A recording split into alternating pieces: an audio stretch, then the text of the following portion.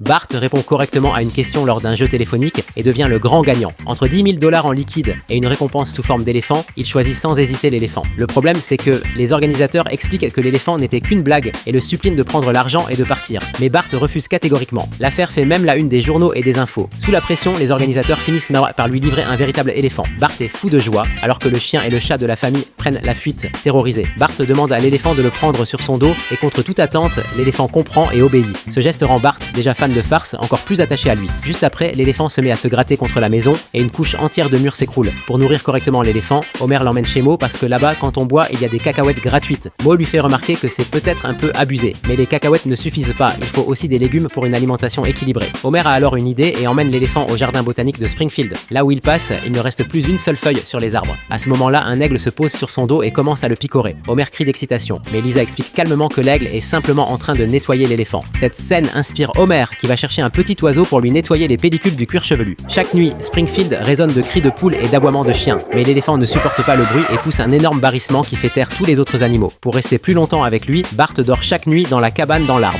L'éléphant ressent son affection, et quand Bart s'endort, il lui remet la couverture, lui caresse la tête et sert même de gros coussins. Désolé, je me suis laissé emporter, reviens dormir.